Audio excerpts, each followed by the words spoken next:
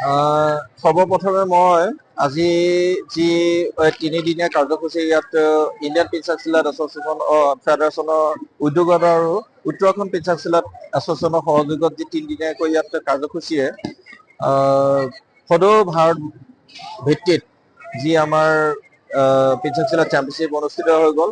তাত আমাৰ ধেমাজিৰ 9গৰাকী খেলুৱৈ 5জনে মেডেল এচিভ কৰিছে। টোটেল মেডেল আমাৰ 18 মেডেলছত 29 প্লেয়াৰ্ছে ইয়াতে পাৰ্টিচিপেট কৰিছিলে।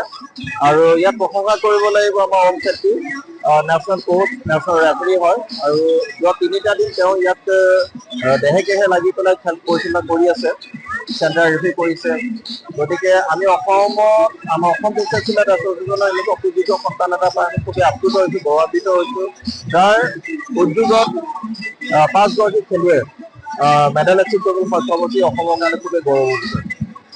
গতিকে আমি ইয়াৰ লগতে আমাৰ কি বুলি কয় আমাৰ অসম পিঞ্চাক চিলাট এছ'চিয়েশ্যনৰ সহকাৰী সম্পাদক আমাৰ কি বুলি কয় স্বপন দৈমাৰী ডাঙৰকৈ কৃতজ্ঞতা ধন্যবাদ জ্ঞাপন কৰিছোঁ।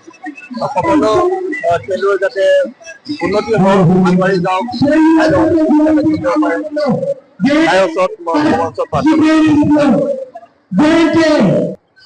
Namaskar. First of all, thank you very much to Assam Penchak Silat Association, President Mr. Pranay Sainya sir, and General Secretary Mr. Lakshajit Dole sir.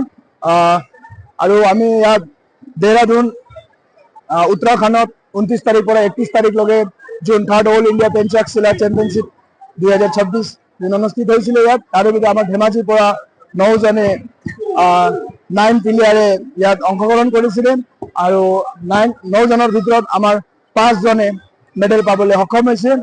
আমাৰ গ'ল্ড মেডেলিষ্ট দীপশিকা দাধৰা, লগতে চিলভাৰ মেডেল আমাৰ অনিতা চুতীয়া, মোহন কলিতা, আৰু ব্ৰঞ্জ মেডেল আমাৰ লোহিতা পেগু আৰু সঞ্জিত লিম্বুৱে ল'বলৈ সক্ষম হৈছে। আৰু লগতে যোন প্লেয়াৰো আছিলে চিমি লাগাচু, কৃষ্ণকান্ত টাই, হেমি মেদক আৰু চুমি বৰা, সিহঁতি কোৱাৰ্টাৰ ফাইনেলত 19-20ৰ কাৰণে অকণমান এইটোৰ পইণ্টটো কম হৈ গ'ল।